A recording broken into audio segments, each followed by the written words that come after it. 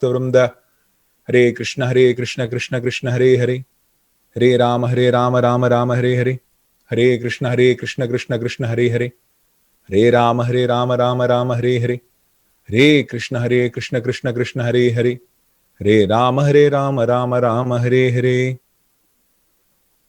Welcome you all back again for this wonderful session of the chanting of the holy names of the Lord, the Vishnu Sahasranama, under the auspices of ISKCON Bangalore and Vishwas Samsthan. Once upon a time, there was a king who had 4 wives. So his love for all his wives were in a different scale. So he loved all his wives in varied ways. So there was his 4th wife whom he loved the most. He showered him with gold, ornaments, clothing, everything. So he loved his 4th wife the most. And there was his 3rd wife whom he also loved very dearly. And she was a very beautiful woman. So he used to love to show her off to the people, his subjects, to his neighboring kingdoms. And he was very, very proud of her. And there was his 2nd wife, whom he did love, but not to the extent the way he loved his first 2 wives. And he loved her company. He used to spend time with her, with his 2nd wife. And there was his first wife, whom he completely ignored. He was least bothered about his first wife. Though from her end, she actually loved her husband, the king, very much, but he completely ignored the first wife. So as years pass by, days pass by, years pass by, the king is finally old and he is on his deathbed now. Now, he is completely scared and petrified about the thought of death and his afterlife. So he wishes somebody could give him company afterlife, after his death. So he summons his first wife and tells her the kind of fear he has about afterlife, and he will ask her for her company. But she, without a word, she walks out, just telling him that, she's least bothered about him. Now the king is very shocked that, in spite of all the love I've given her, she was my most beloved wife. I gave her all love, be it gold, diamonds, clothing, everything. I took care of her very well, but at the real moment, the moment of truth, she isn't there. She just walks away without even saying anything at all. Then he approaches his 2nd wife with hope that she will give out a positive response. So he says out his same problem and this petrified state of being alone in his afterlife. So she is like, "Excuse me, I wouldn't be interested to come with you. I'd rather remarry." So this was never expected from his 2nd wife, whom he loved very well. Now he's completely dejected and shocked to see the response of 2 of his wives, whom he loved very, very much. So finally, the last hope is his 2nd wife, whom he gave company, and he loved the company of his 2nd wife. So he repeats the same request to her, but she too expresses her unwillingness to accompany him after life. But being a little considerate, she consoles him, saying, "Listen, I will accompany you to the grave, not beyond that." Now he is completely crestfallen and sad and has lost all hope. Heartbroken and crying profusely that all his 3 wives, whom he loved very dearly, have given up on him, and they are least bothered about him. The first lady just walked out. The 2nd one said that she's going to remarry. The 3rd wife says she can only accompany him till the grave. So he's completely pensive and is very thoughtful and shocked in grief. But suddenly, he feels someone holding his hand and uttering in a very frail voice, "I will come with you." He looks around to see that's his first wife kneeling by his bedside and looking very frail and weak, looking at him compassionately. Now the king is very ashamed and sad that he had ignored his first wife all the while for the love of his other wives, and these three wives had completely abandoned him when he needed them the most. Now he regrets the kind of ill treatment he had given his first wife, and realizing how frail and weak she had become for him neglecting her, he's completely sad, and he realizes his mistake and seeks her forgiveness for having ignored her all the while. So there is this applies to all of our lives. There is a moral behind the story. We too have our four wives. The fourth wife, whom we gave all the clothing, the diamond, the ornaments, whom we took care of, is our body. She will just leave. The body will not be there at the time of death. The third wife is the one who's there with us, but she will remarry once after our death, which is the case of our possessions and our wealth. It will go to someone else. So that is the case of the third wife. It is our wealth and possession which will go to someone else. The second wife who will come up to our grave is none but our friends and relatives. They can come only up to the grave. And the first wife is our soul. We generally tend to ignore her and we don't do much for her. So this is the case with all our lives. So now we are here to take care of our soul under the auspices of ISKCON Bangalore and Vishwas Samsthan. We are doing what is necessary to be done to take care of our soul by chanting the holy names of the Lord. The chanting the Vishnu Sahasranama is one of the most sublime method of taking care of our soul. It's the best thing which we can do. Chanting the Hare Krishna Mahamantra. Hare Krishna, Krishna Krishna, Hare Hare. Hare Rama, Rama Rama, Hare Hare. This is the best method by which we can feed our soul. The story which I was referring to, the four wives, the first wife, the soul, which will be there for us, which is us, has to be taken care by participating in chanting the holy names of the Lord. So firstly, I request Abhyudhyaya to start off with a prayer.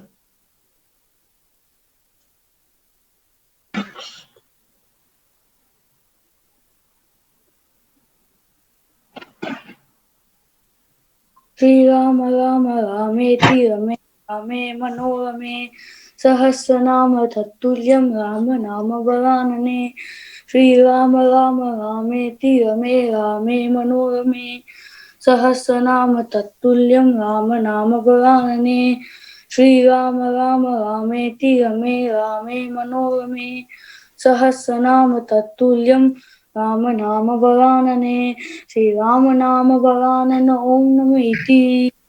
Thank you, Abhyudhyaya.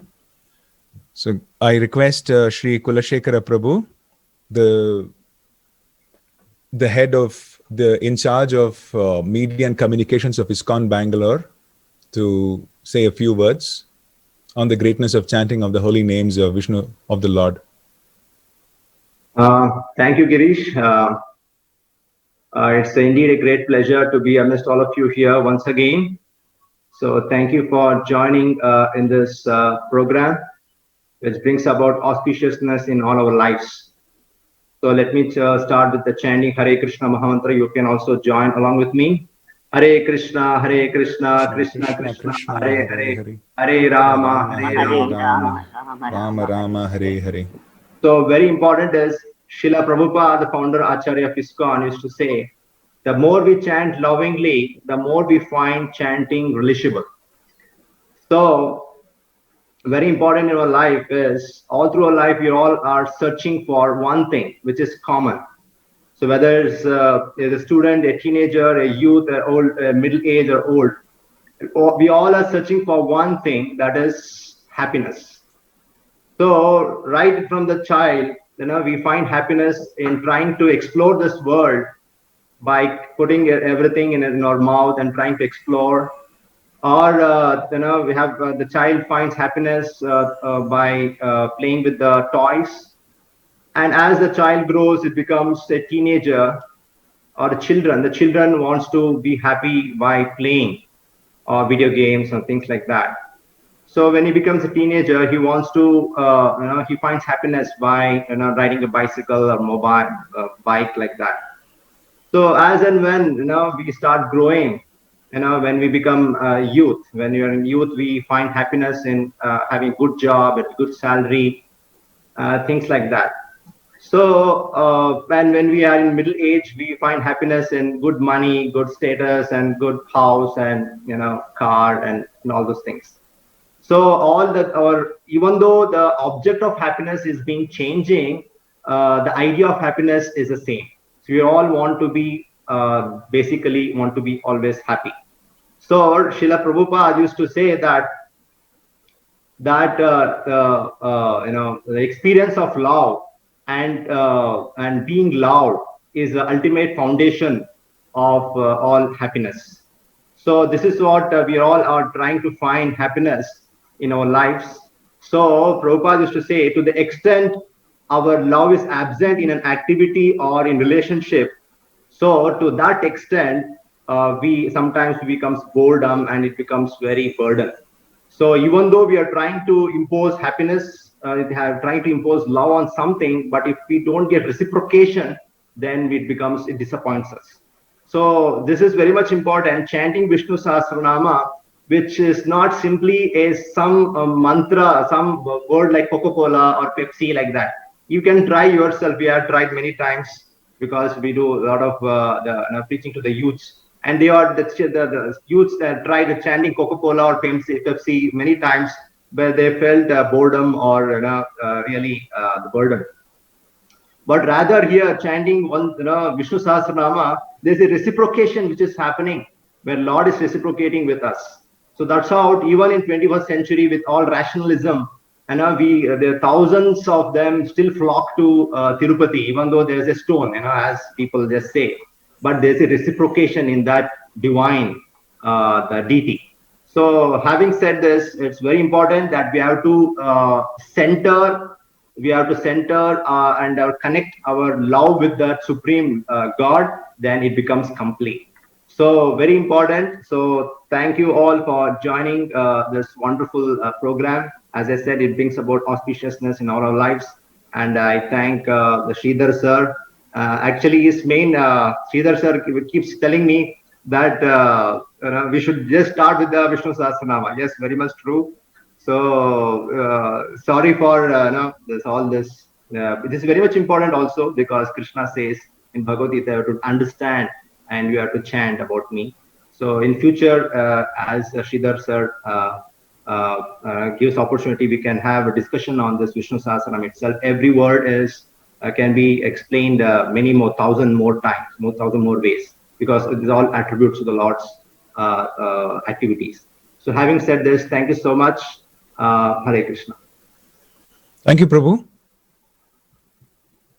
Thank you very much for the kind words. Now I request Sridharan Prabhu of Vishwas Samsthan to say a few words. Hare Krishna, Om Namo Venkatesaya. Thanking Lord Krishna and all of you for this opportunity. Thanking ISKCON management, Valeshekara Prabhuji and Girish Chandranji and all our Vishwas global team for this opportunity. Vishwa Vishnu Sahasranama Samsthan, with its global team, committed to the society for taking this Vishnu Sahasranama to the nook and corner of the world by its principle 4D: devotion, dedication, discipline, determination, and a little effort will make success in life. Vishwas global team from US, Australia, Canada, UK, Hong Kong, Japan, Singapore, Sri Lanka, UAE, Dubai, and Malaysia, and India. 170 satsang plus abroad about 25, 170 from India and 25 from abroad, working round the clock for taking this Mahamantra to the future generation, mainly kids. And we are proud to say that nearly 2.5 to 3 lakhs children all over India, and now recently 1,000 children from abroad have joined in this program, Catch Them Young. by using this Viswas 4D principle. Thank Sriman Narayanan and ISKCON management for this opportunity. Now with this 4D principle, we are taking the same to the schools, colleges, corporate sector, hospital, prison, and all in the Divya Desams and many more places. And last year we have done nearly with 2.5 kids in India participated in this Maham program in the month of August. We are proud of our association with ISKCON on its taking further in the Power of Vishnu Sahasranam conference and many more functions. We are planning in the month of December about a 7 days program in Chennai on the same online for the whole world. That is Vishnu Sahasranam Mahotsav, involving all over the world. We seek God's permission, approval, everything. Om Namo Venkatesaya. Hare Krishna. Thank you, sir. Thank you, Sridharan Prabhu. So we'll all support him in this noble cause. He's taken the initiative, so he needs all our support. So I request all the members to be with him all the while. Now, do we have Sudha Mataji of Vishwas Foundation now? I think Radha will take care. Sudha is not here, I think. So Radha? yes.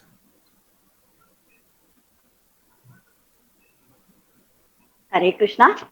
Thanks for this great opportunity. We'll start the Vishnu Sahasranam chanting. And the first avarti will be from Gayatri Raman. And so on. I think we have the itinerary with us. Now I request Sridharan sir to start this program. Om Suklam Baradaram Vishnum Sasivarnam Chadurbhujam Prasanna Jayet Sarva Vikno Vashantaye Yasyat Barada Vakratya Parishatya Parasadam Vignam Nignanti Sadatam Vishvat Senam Tamashraye.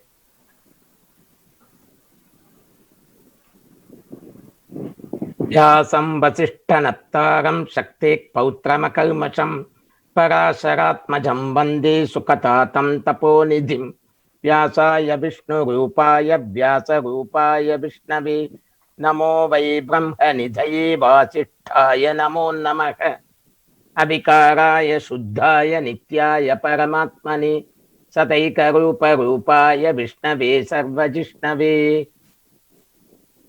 यस्य स्मरणमात्रेण जन्म संसारबन्धनात् विमुच्यते नमस्तस्मै विष्णवे प्रभविष्णवे ॐ नमो विष्णवे प्रभविष्णवे श्रीवैशम्पायन उवाच श्रुत्वा धर्मानशेषेण पावनानि च सर्वशः युधिष्ठिरः शान्तनवं पुनरेवाभ्यभाषत युधिष्ठिर उवाच किमेकं दैवतं लोके किं वाप्येकं परायणं स्तुवन्तः खं कमर्चन्तः प्राप्नुयुर्मानवा शुभम् को धर्मः सर्वधर्माणां भवतः परमो मतः किं जपन्मुच्यते जन्तुर्जन्म संसारबन्धनात् श्रीभीष्म उवाच जगत्प्रभुं देवदेवम् अनन्तं पुरुषोत्तमं स्तुवन्नाम सहस्रेण पुरुषः सततोत्थितः तमेवाचार्चयन् नित्यं भक्त्यपुरुषमव्ययं ध्यायान् स्तुवन्नामस्यंश्च यजमानस्तमेव च अनादिनिधनं विष्णुं सर्वलोकमहेश्वरं लोकाध्यक्षं स्तुवन्नित्यं सर्वदुःखातिको भवेत् ब्रह्मण्यं सर्वधर्मज्ञं लोकानां कीर्तिवर्धनं लोकनाथं महद्भूतं सर्वभूतभवोद्भवम् एष मे सर्वधर्माणां धर्मोऽधिकतमो मतः यद्भक्त्या पुण्डरीकाक्षं स्तवैरर्चेन्नरः सदा परमं यो महत्तेजः परमं यो महत्तपः परमं यो महद्ब्रह्म परमं यः परायणम् पवित्राणां पवित्रं यो मङ्गलानां च मङ्गलं दैवतं देवतानां च भूतानां यो व्ययः पिता यतः सर्वाणि भूतानि भवन्त्यादि युगागमे यस्मिन् च प्रलयं यान्ति पुनरेव युगक्षये तस्य लोकप्रधानस्य जगन्नाथस्य भूपते विष्णुर्नाम सहस्रं मे शृणु पापभयापहम् यानि नामानि गौणानि विख्यातानि महात्मनः ऋषिभिः परिगीतानि तानि वक्ष्यामि भूतये। ऋषीणां सहस्रस्य वेदव्यासो महामुनिः छन्दोनुष्टुप् तदा देवो भगवान् देवकीसुतः अमृतां स्फुद्भवो बीजं शक्तिर्देवकी नन्दनः त्रिसामा हृदयं तस्य सान्त्यर्थे विनियुज्यते विष्णुं जिष्णुं महाविष्णुं प्रभविष्णुं महेश्वरम् अनेकरूप दैत्यान्त्यं नमामि पुरुषोत्तमम्।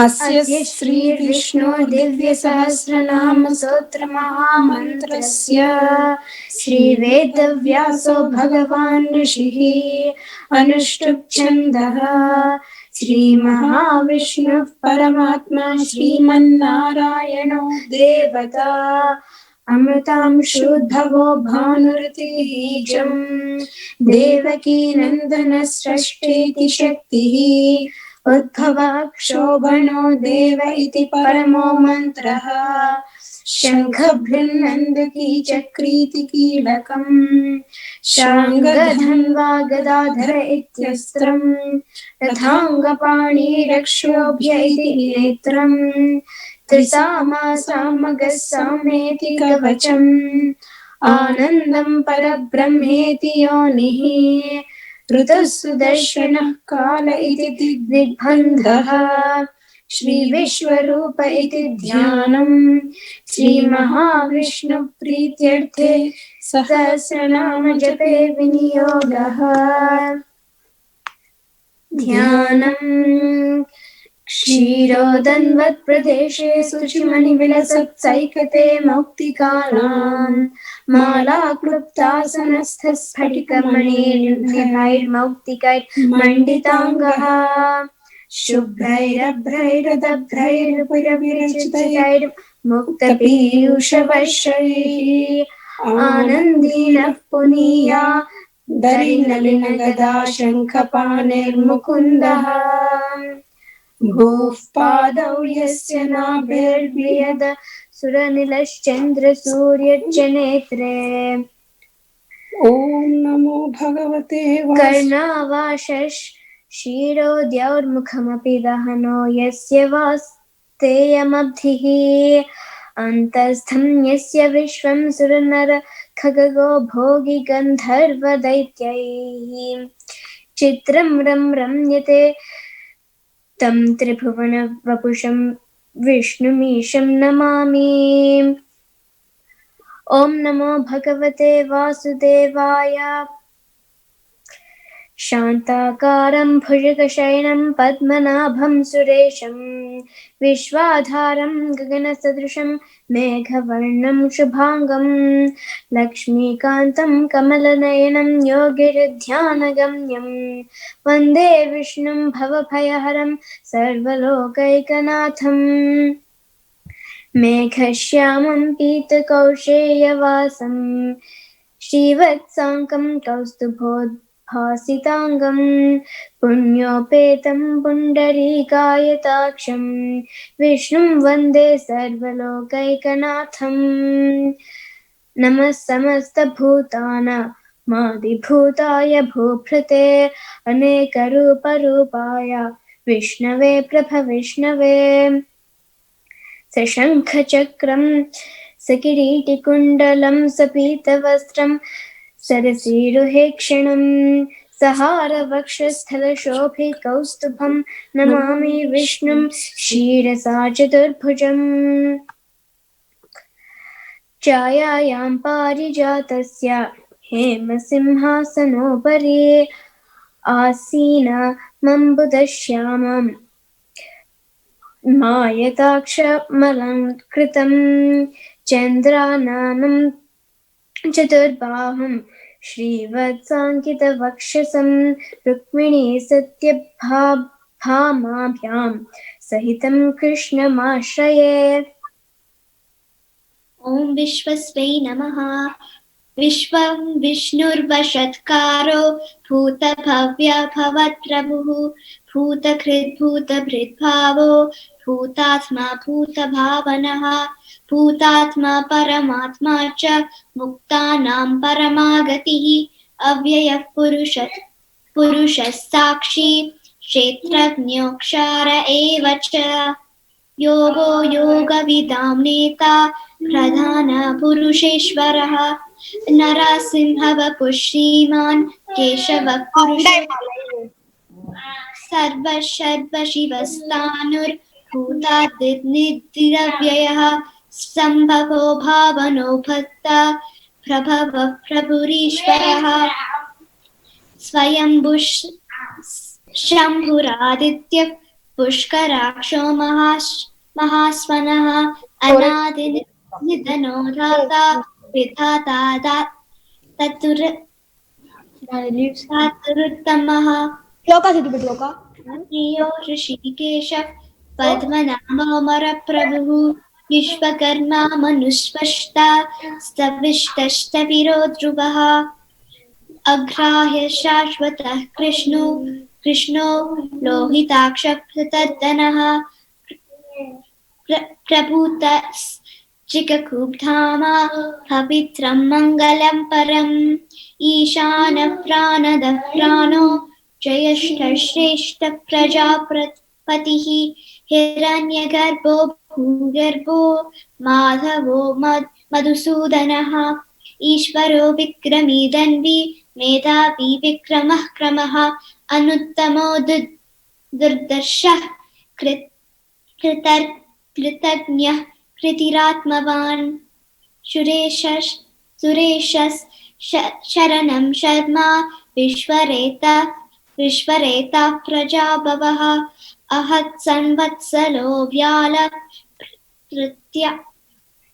प्रत्ययः सर्वदर्शनः अजः सर्वेश्वरः सिद्धिः सर्वधिरच्युतः वृषकपिरमेयात्मा सर्वयोगविनिश्चितः वसुर्वसुमना सत्यः समात्मा समितः समः अमोघः पुण्डरीकाक्षो वृषकर्मा वृषाकृतिः रुद्रो बहुशिरा भभ्रुर्विश्वयोनिश्चुचिश्रवः अमृतः शाश्वतस्तानुर्वरारोहो महातपाः सर्वगः सर्वविद्भानुर्विश्वक्सेनो जनार्दनः वेदो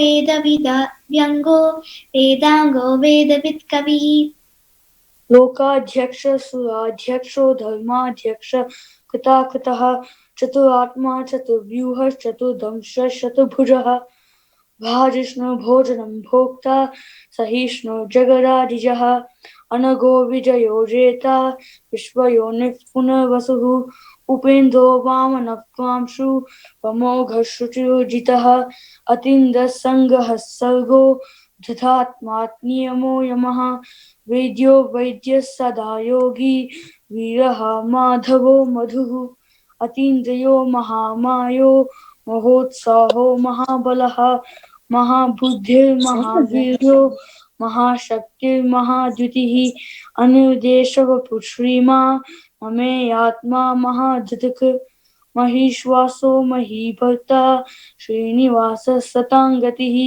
अनिरुद्धः आनन्दो गोविन्दो गोविदाम्पतिः मरीचिर्दमनो हंसः सुपर्णो भुजगोत्तमः हिरण्यनाभः सुतपा पद्मनाभः प्रजापतिः अमृत्यः सर्वदृक्सिंहः सन्धातः सन्धिमां स्यः अजो धूर्मर्शनः शास्ता विश्रुतात्मा सुरारिः गुरुतमो धाम सत्यः सत्यपराक्रमः निमिषो निमिषस्वग्भि वाचस्पतिरुदारधीः अग्रनिर्गामने श्रीमान् न्यायो नेता समीरणः सहस्रमूर्धा विश्वात्मा सहस्राक्ष सहस्रपात् आवर्तनो निवृत्तात्मा संवृत संप्रमर्दनः अह संवर्तको वह्नि अनिलोधरनिधरः सुप्रसादः प्रसन्नात्मा विश्वधिक् विश्वभुक् विभुः सत्कर्ता सत्कृतः साधु जह्नुर्नारायणो नरः असंख्येयोपमेयात्मा विशिष्टसृष्टकृच्युचिः सिद्धार्थः सिद्धसङ्कल्पः सिद्धिदः सिद्धिसाधनः विशाही विषभो विष्णु विषपर्वा विशोदनः वर्धनो वर्धमानश्च विक्तश्रुतिसागरः सुभुजो दुर्धरो वाग्मी महेन्द्रो वसुधो वसुः नैकरूपो बृहद्रूपः प्रकाशनः ओजस्तेदो धृतिधरः प्रकाशात्मा प्रतापनः रुद्रस्पष्टाक्षरो मन्त्रः चन्द्रांशु भास्करच्युतिः अमृतांशुद्भवो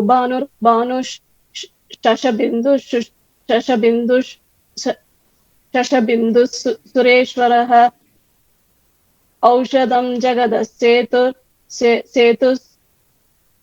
सत्यधर्मपराक्रमः भूतभव्यभवन्नाथः पावनः पवनो नलः कामः कामकृत्कान्तः कामः कामः प्रताः प्रभुः युगाधिकृत् युगावर्तो नैकमायो महाशनः अदृश्यो व्यक्तरूपश्च सहस्रचिदनन्दजित् इष्टो विशिष्टशिष्टेष्ट शिष्टेष्ट शिखण्डी नहुषो वृषः क्रोधः क्रोधकृत्कर्ता विश्वबाहुर्महीधरः अच्युतः प्रतितः प्राणदो वाशवानुजः अपां निधिरधिष्ठानमप्रमत्तः प्रतिष्ठितः स्कन्दधरो दुर्यो वरदो वायुवाहनः वासुदेवो बृहद्भानु आदिदेवः पुरन्दरः अशोकस्तारणस्तारः शूरः शौरिर्जनेश्वरः अनुकूलः शतावर्तः पद्मी पद्मनिभेक्षणः पद्मनाभो रवीन्द्राक्षः पद्मगर्भः शरीरभृत् महर्विद्युतो वृतात्मा महाक्षो गरुडध्वजः अतुलः शरभो भीमः समयज्ञो हविर्हरिः सर्वलक्षणलक्षण्यो लक्ष्मीवान् समितिञ्जयः विक्षरो रोहितो मार्गो हेतुर्दामोदरः सः महीधरो महाभागो वेगवानमिताशनः उद्भवः शोभनो देवः श्रीगर्भः परमेश्वरः करणं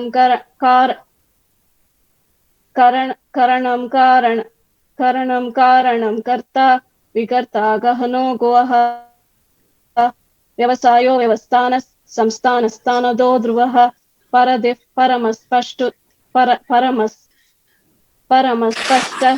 तुष्टः पुष्टः शुभेक्षणः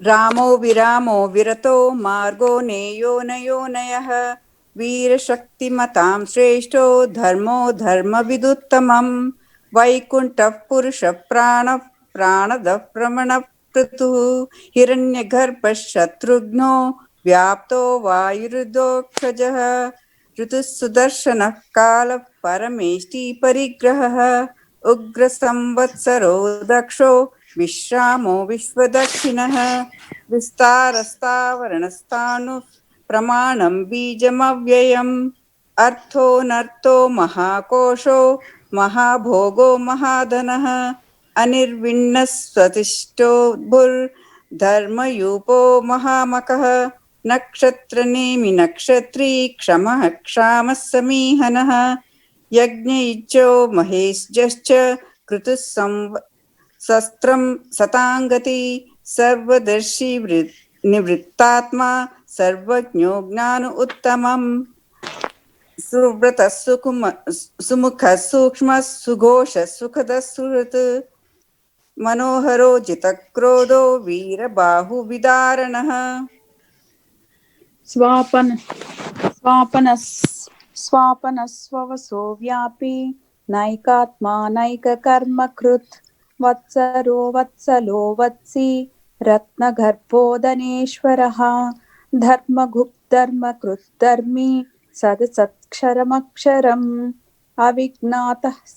अविज्ञाता सहस्रांसु विधाता कृतलक्षणः गभिस्तिनेमिस्तव्यस्तः सिंहो भूतमहेश्वरः आदिदेवो महादेवो देवेशो देवभृद्गुरुः उत्तरो गोपितर्गोप्ता ज्ञानगम्यः पुरातनः शरीरभूतभृग्भोक्ता कपीन्द्रो भूरि दक्षिणः सोमृतः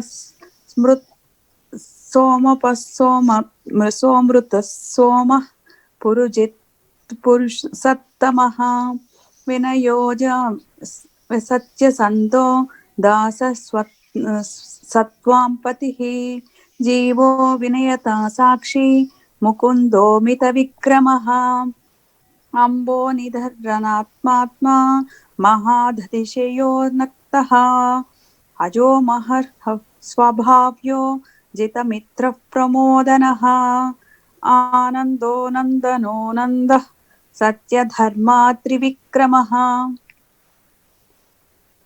महर्षिः कपिलाचार्यः कृतज्ञो मेदिनीपतिः त्रिपदस्त्रिदशाध्यक्षो महाशृङ्गः कृतान्तकृत् महावराहो गोविन्दः सुषेणः कनकाङ्गदी गुह्यो गभीरो गहनो गुप्तश्चक्रगदाधरः वेदास्वाङ्गोजितः कृष्णो दृढः सङ्कर्षणोच्युतः वरुणो वारुणो वृक्षः पुष्कराक्षो महामनाः भगवान् भगहानन्दी वनमाली हलायुधः आदित्यो ज्योतिरादित्यः सहिष्णुर्गतिसत्तमः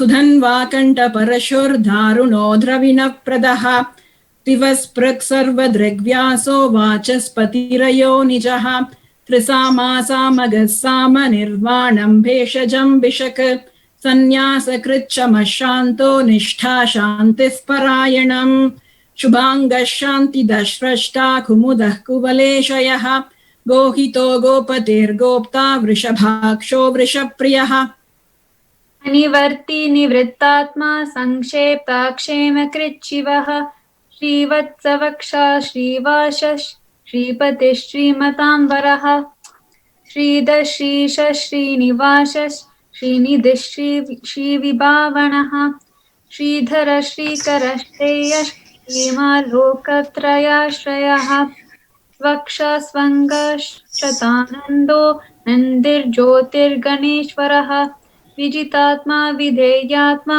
तत्कीर्तिच्छन्न संशयः उदीर्णः सर्वतः चक्षुरनीशः शाश्वतः स्थिरः भूषयो भूषणो भूतिर्विशोकः शोकनाशनः अर्चिष्मानर्चितः कुम्भो विशुद्धात्मा विशोधनः अनिरुद्धो प्रतिरतः प्रद्युम्नो मितविक्रमः कालनेमिनिहा वीरः शौरिश्चूरजनेश्वरः त्रिलोकात्मा त्रिलोकेशः केशवः केशिहा हरिः कामदेवः कामपालः कामीकान्तः कृतागमः अनिर्देश्य वपुर्विष्णुर्वीरोऽनन्तो धनञ्जयः ब्रह्मण्यो ब्रह्मकृद् ब्रह्मा ब्रह्म ब्रह्मविवर्धनः ब्रह्मविद् ब्राह्मणो ब्रह्मी ब्रह्मज्ञो ब्राह्मणप्रियः महाक्रमो महाकर्मा महातेजा महोरगः महाक्रतुर्महायज्वा महायज्ञो महाहविः स्तव्यस्तव प्रियस्तोत्रं स्तुतिस्तोतारणप्रियः पूर्णः पुरैता पुण्यः पुण्यकीर्तिरनामयः मनोजवस्तीर्थकरो वसुरेता वसुप्रदः वसुप्रदो वासुदेवो वसुर्वसुमनाहविः सत्कृतिः सत्ता तद्भूते सत्परायणः शूरसेनो यदुश्रेष्ठः सन्निवासः सुयामुनः भूतावासो वासुदेवः सर्वासु निलयो नरः दर्पः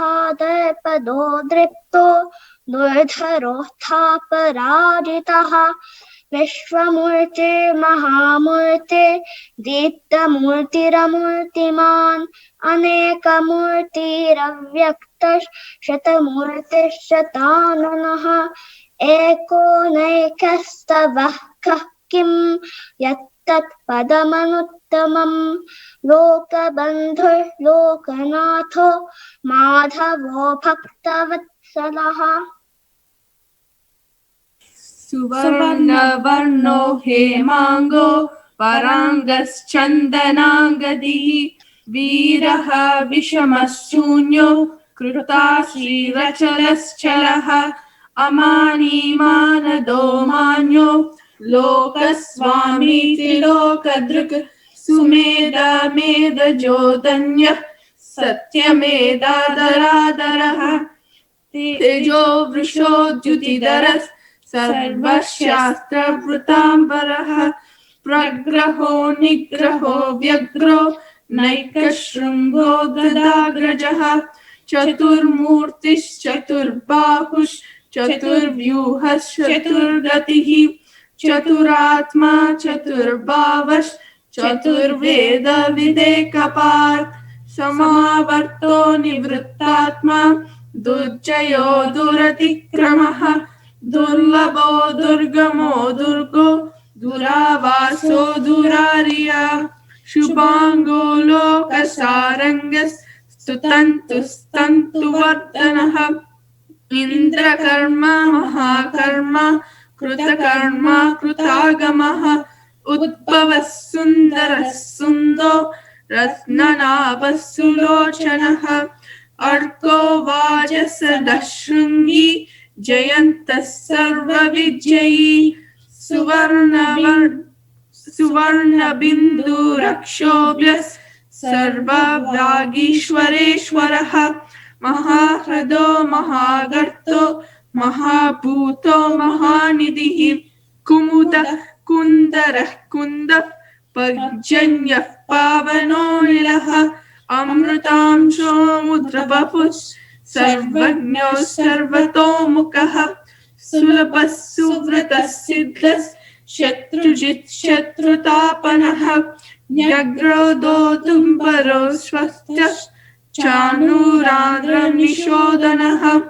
सहस्राचिः सप्तजिह्वः सप्तैधा सप्तवाहनः अमूर्तिरनगोचिन्त्यो भयकृत्भयनाशनः धनुर्बृहत्कृशः स्थूलो गुणभृन्निर्गुणो महान् अधृतस्वधृतस्वाश्च वाग्वंशो वंशवर्धनः भारभृत्खतितो योगी योगीशः सर्वकामदः आश्रमश्रमणश्यामः सुवर्णो वायुवाहनः धनुर्धरो धनुर्वेदो दण्डो दमयिता दमः अपराजितः सर्वसहो नियन्ता नियमो यमः सात्ववान् सात्विकः सत्यः सत्यधर्मपरायणः अभिप्राय प्रियारोहः प्रियकृत्प्रीतिवर्धनः ज्योतिष सुचिर्हुतभुग्विभुः रविविलोचनः सूर्यः सविता रविलोचनः अनन्तो हृतभुग्भोक्ता सुखदो नैकजोग्रजः निर्विनः सदामर्षि लोकाधिष्ठानमद्भुतः स्तनात्सनस्तनस्ताम कपिरव्ययः स्वस्ति स्वस्ति कृत् स्वस्ति स्वस्ति भुक् स्वस्ति दक्षिणः अवरोध कुण्डली चक्री विक्रमोचितशासनः शब्दादिकः शब्दसः शिशिरः शर्वरीकरः अक्रूरपेशलो दक्षो दक्षिणक्षमनम्बरः विद्वमो वीतभयः पुण्यश्रवणकीर्तनः उत्तारणो दुष्कृतिः पुण्यो दुःस्वप्ननाशनः वीरः रक्षणः सन्तो जीवनः पर्यवस्थितः आनन्तरूपो नन्त्यश्रीर्चितमन्युर्भयावहः चतुरश्रो गभीरात्मा विदिशो व्यादिशो दिशः अनादिर्भुर्भुवो लक्ष्मी सुविरो रुचिराङ्गदः जननो जन्म जन्मादिर्भीमो भीमपराक्रमः आदरनिलयो दाता पुष्पहास प्रजागरः ऊर्ध्वगः सत्पदाचार्य प्रणदः प्रणवः प्रणः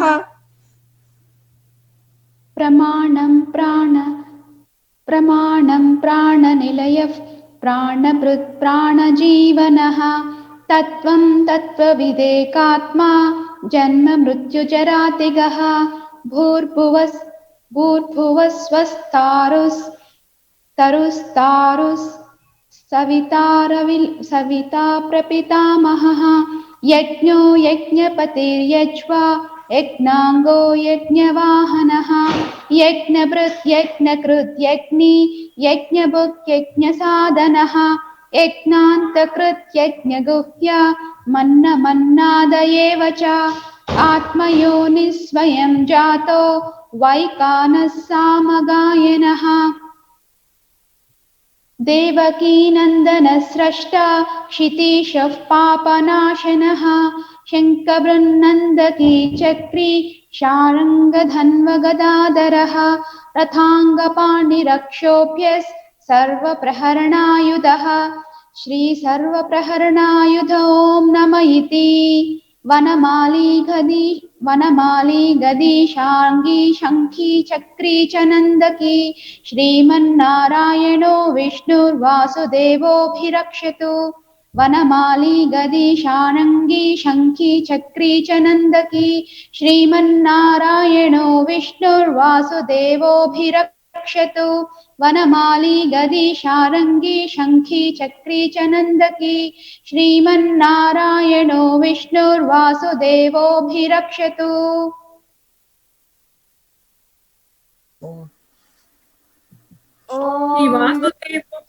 नमः।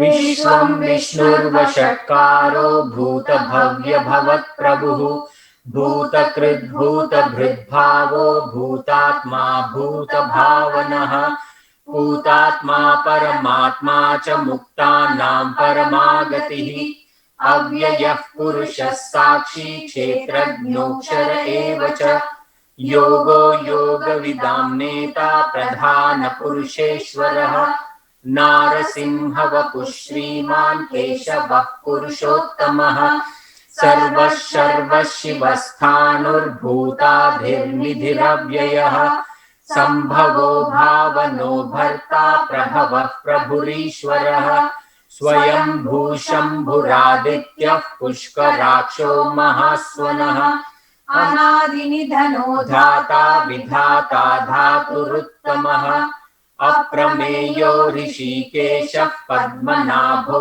मरप्रभुः विश्वकर्मा मनुस्पष्टा सविष्ठस्थविरो ध्रुवः अग्राह्यः शाश्वतः कृष्णो लोहिताक्षः प्रतर्दनः प्रभूतस्त्रिककुब्धाम पवित्रं मङ्गलं परम् ईशानः प्राणदः प्राणो ज्येष्ठः श्रेष्ठः प्रजापतिः हिरण्यगर्भो भूगर्भो माधवो मधुसूदनः ईश्वरो विक्रमी धन्वी मेधावी विक्रमः क्रमः अनुत्तमो दुरादर्शः कृतज्ञः कृतिरात्मवान् सुरेशः शरणं शर्म विश्वरेता प्रजाभवः अहः संवत्सरो व्यालः प्रत्ययः सर्वदर्शनः अजः सर्वेश्वरः सिद्धः सिद्धिः सर्वाधिरच्युतः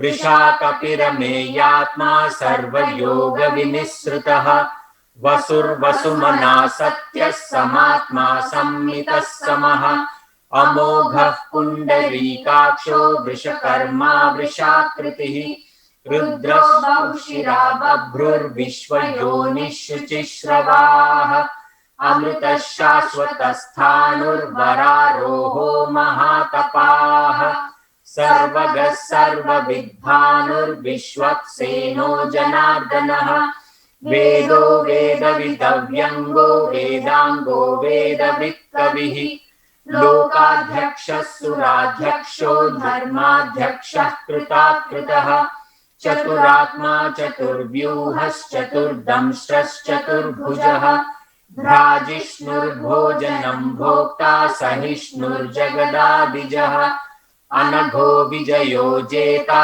विश्वयोनिः पुनर्वसुः उपेन्द्रो वामनः प्रांशुरमोघः शुचिरूर्जितः अतीन्द्रः सङ्ग्रहः सर्गो धृतात्मा नियमो यमः वेद्यो वैद्यः सदा योगी वीरः माधवो मधुः अतीन्द्रियो महामायो महोत्साहो महाबलः महाबुद्धिर्महावीर्यो महाशक्तिर्महाद्युतिः अनिर्देश्य वपुः श्रीमान् रमेयात्मा महादृढृत् महेश्वासो महीभर्ता श्रीनिवासः सताङ्गतिः अनिरुद्धः सुरानन्दो गोविन्दो गोविदाम्पतिः मरीचिर्दमनोहंसः सुपर्णो भुजगोत्तमः हिरण्यनाभः सुतपाः पद्मनाभः प्रजापतिः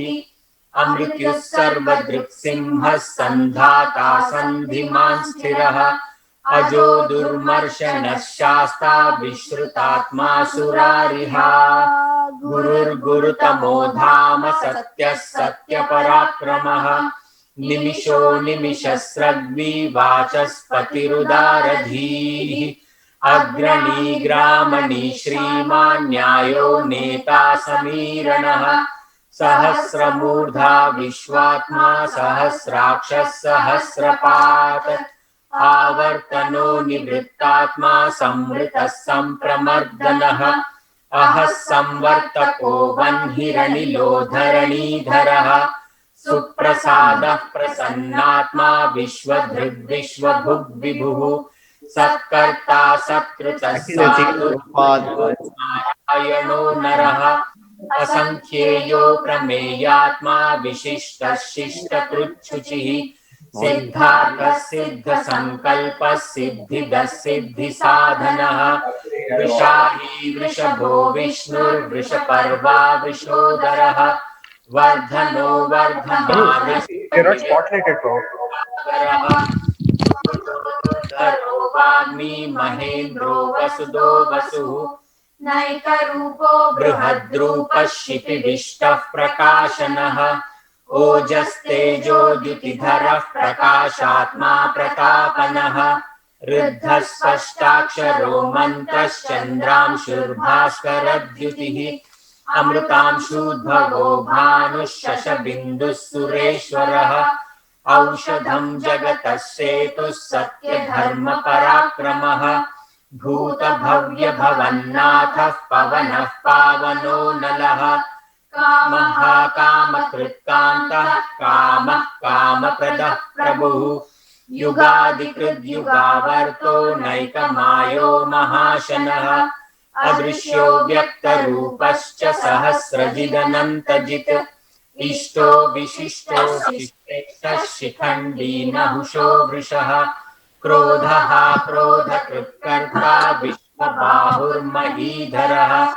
अच्युतः प्रच्युतः प्राणः प्राणदो वासवानुजः अपान्निधिरधिष्ठानमप्रमत्तः प्रतिष्ठितः स्कन्दः स्कन्दधरो दुर्यो वरदो वायुवाहनः वासुदेवो बृहद्भानुरादिदेवः पुरन्दरः अशोकस्तारणस्तारः शूरः शौरिर्जनेश्वरः अनुकूलः शतावर्तः पद्मी पद्मनिभेक्षणः पद्मनाभोरविन्दाक्षः पद्मगर्भः शरीरभृत् महर्भिरुद्धो वृद्धात्मा महाक्षो गरुडध्वजः अतुलशरभो भीमः समयज्ञो हविर्हरिः सर्वलक्षणलक्षण्यो लक्ष्मीवान् समितिञ्जयः विक्षरो रोहितो मार्गो हेतुर्दामोदरः सहः महीधरो महाभागो वेगवानमिताशनः उद्भवः क्षोभणो देवः श्रीगर्भः परमेश्वरः करणं कारणं कर्ता विकर्ता गहनो गुहः व्यवसायो व्यवस्थानः संस्थानस्थानदो ध्रुवः परर्धिः परमस्पष्टस्तुष्टः पुष्टः शुभेक्षणः रामो विरामो विरतो मार्गो नेयो नयो नयः वीरः शक्तिमतां श्रेष्ठो धर्मो धर्मविदुत्तमः वैकुण्ठः पुरुषः प्राणः प्राणदः प्रणवः पृथुः हिरण्यगर्भः शत्रुघ्नो व्याप्तो वायुरधोक्षजः ऋतुः सुदर्शनः कालः परमेष्ठी परिग्रहः उग्रः संवत्सरो दक्षो विश्रामो विश्वदक्षिणः विस्तारस्थावरस्थाणुः प्रमाणं बीजमव्ययम् अर्थो नर्थो महाकोशो महाभोगो महाधनः अनिर्विण्णस्थविष्ठो भूर्धर्मयूपो महामखः नक्षत्रने निर्नक्षत्री क्षमः क्षामः समीहनः यज्ञयुज्यो महेजश्च क्रतुः सत्रं सतां गतिः सर्वदर्शी विमुक्तात्मा सर्वज्ञो ज्ञानमुत्तमम् सुव्रतः सुमुखः सूक्ष्मः सुघोषः सुखदः सुहृत् मनोहरो जितक्रोधो वीरबाहुर्विदारणः पावनस्तुभजो व्यापी नैकासरो वत्सलो वत्सी रत्नगर्भो धनेश्वरः धर्मगुद्धर्मक्षरम् अविज्ञाता सहस्रांशुर्विधाता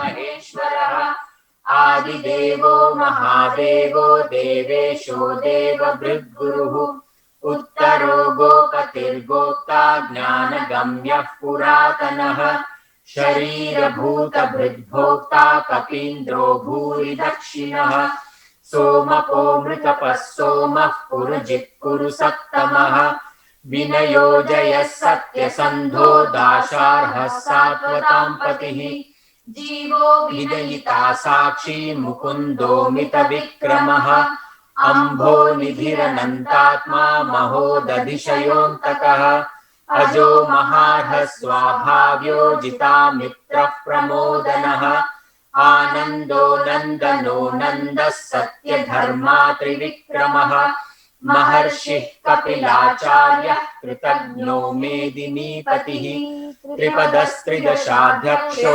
महाशृङ्गः कृतान्तकृत् महावराहो गोविन्दः सुषेणः कनकाङ्गदी गुह्यो गभीरो गहनो गुप्तश्चक्रगदाधरः वेधास्वाङ्गो जितः कृष्णो दृढः सङ्कर्षणोच्युतः वरुणो वारुणो वृक्षः पुष्कराक्षो महामनाः भगवान् भगहानन्दी वनमाली हलायुधः आदित्यो ज्योतिरादित्यः सहिष्णुर्गतिसत्तमः सुधन्वाखण्ड परशुर्दारुणो द्रविणप्रदः दिवस्कृत् सर्वदृग्व्यासो वाचस्पतिरयो निजः त्रिसामासामगः साम निर्वाणं भेषजं भिषक् सन्न्यासकृच्छमः शान्तो निष्ठा शान्तिः परायणम् शुभाङ्गः शान्तिदः स्रष्टा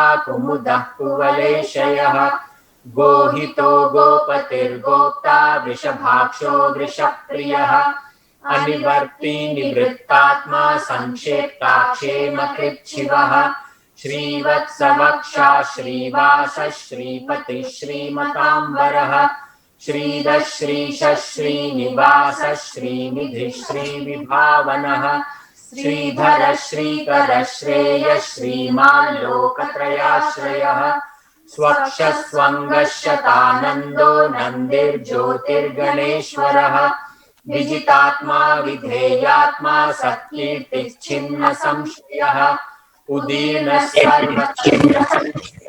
शाश्वतस्थिरः भूषयो भूषणो भूतिर्विशोकशोकनाशनः अर्चिष्मानर्चितः कुम्भो विशुद्धात्मा विशोधनः अनिरुद्धो प्रतिरतः प्रद्युम्नो मितविक्रमः कालनेमिनिहावीरः शौरिः शूरजनेश्वरः त्रिलोकात्मा त्रिलोकेशः केशवः केशिहा हरिः कामदेवः कामपालः कामी कान्तः कृतागमः अनिर्देश्य वपुर्विष्णुर्वीरो नन्तो धनञ्जयः ब्रह्मण्यो ब्रह्मकृद्ब्रह्मा ब्रह्म ब्रह्म विवर्धनः ब्रह्मविद्ब्राह्मणो ब्रह्मी ब्रह्मज्ञो ब्राह्मणप्रियः महाक्रमो महाकर्मा महातेजा महोरगः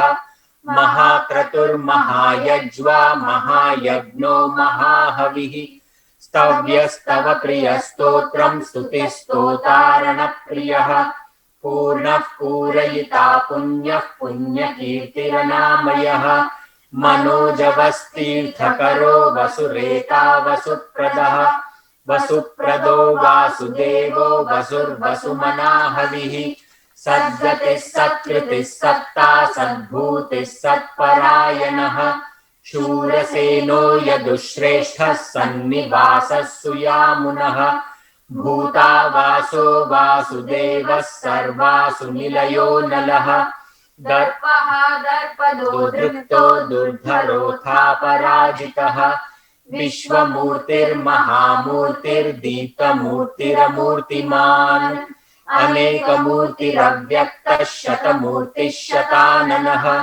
एको नैकः स वः कः किं यत्तत्पदमनुत्तमम् लोकबन्धुर्लोकनाथो माधवो भक्तवत्सलः सुवर्णवर्णो हेमाङ्गो वराङ्गश्चन्दनाङ्गदी वीरः शून्यो घृताशीरचलश्चलः अमानीमानदो मान्यो लोकस्वामी त्रिलोकधृत् सुमेधा मेधजो धन्यः सत्यमेधाधराधरः तेजो वृषोद्युतिधरः सर्वशस्त्रभृताम्बरः प्रग्रहो निग्रहो व्यग्रो नैकशृङ्गो गदाग्रजः चतुर्बाहुश्चतुर्गतिः चतुरात्मा चतुर्भावश्चतुर्वेदविदेकपात् समावर्तो निवृत्तात्मा दुर्जयो दुरतिक्रमः दुर्लभो दुर्गमो दुर्गो दुरावासो दुरारिहा शुभांगो लोकसारंगः सुतन्तुस्तन्तुवर्धनः इन्द्रकर्मा महाकर्मा कृतकर्मा कृतागमः उद्भवः सुन्दरः सुन्दो रत्ननाभः सुलोचनः अर्को वाजसनः शृङ्गी जयन्तः सर्वविजयी सुवर्णबिन्दुरक्षोभ्यः सर्ववागीश्वरेश्वरः महाहृदो महागर्तो महाभूतो महानिधिः कुमुदः कुन्दरः कुन्दः पर्जन्यः पावनो निलः अमृताशोऽमृतवपुः सर्वज्ञः सर्वतोमुखः सुलभः सुव्रतः सिद्धः शत्रुजिच्छत्रुतापनः न्यग्रोधोदुम्बरो श्वस्तश्चाणुरान्ध्रनिषूदनः सहस्रार्चिः सप्तजिह्वः सप्तैधा सप्तवाहनः अमूर्तिरनघोचिन्त्यो भयकृद्भयनाशनः अनुर्बृहत्कृशस्थूलो गुणभृन्निर्गुणो महान् अधृतस्वधृतस्यास्य प्राग्वंशो वंशवर्धनः भारभृत्कथितो योगी योगीशः सर्वकामदः आश्रमश्रमणः क्षामः सुपर्णो वायुवाहनः धनुर्धरो धनुर्वेदो दण्डो दमयिता दमः अपराजितः सर्वसहो नियन्ता नियमो यमः सत्त्ववान् सात्विकः सत्यः सत्यधर्मपरायणः अभिप्रायः प्रियार्होर्हः प्रियकृत् प्रीतिवर्धनः विहायो सगतिर्ज्योतिः सुरुचिर्हृतभुग्विभुः रविर्विरोचनः सूर्यः सविता रविलोचनः अनन्तो हुतभुग्भोक्ता सुखदो नैकदोऽग्रजः अनिर्विन्नः सदामर्षि लोकाधिष्ठानमद्भुतः सनात् सनातनतमः कपिलः कपिरव्ययः स्वस्ति स्वस्ति कृत् स्वस्ति स्वस्ति भुक् स्वस्ति दक्षिणः अरौद्रः कुण्डली चक्री विक्रम्यूर्जिताशासनः शब्दादिगः शब्दसः शिशिरः सर्वरीकरः अक्रूरः पेशलो दक्षो दक्षिणः क्षमिनाम्बरः विद्वत्तमो वीतभयः पुण्यश्रवणकीर्तनः उत्तारणो दुष्कृतिः पुण्यो दुःस्वप्ननाशनः वीरः रक्षणः सन्तो जीवनः पर्यवस्थितः अनन्तरूपोऽनन्तश्रीर्जितमन्युर्भयापहः चतुरश्रो गभीरात्मा विदिशो व्यादिशो दिशः अनादिर्भूर्भुवो लक्ष्मीः सुवीरो रचिताङ्गदः जननो जनजन्मादिर्भीमो भीमपराक्रमः आधारनिलयो दाता पुष्पहासः प्रजागरः ऊर्ध्वगः सत्पथाचारः प्राणदः प्रणवः पनः मानं प्राणनिलयः प्राणभृत् प्राणजीवनः तत्त्वं तत्त्वविदेकात्मा जन्म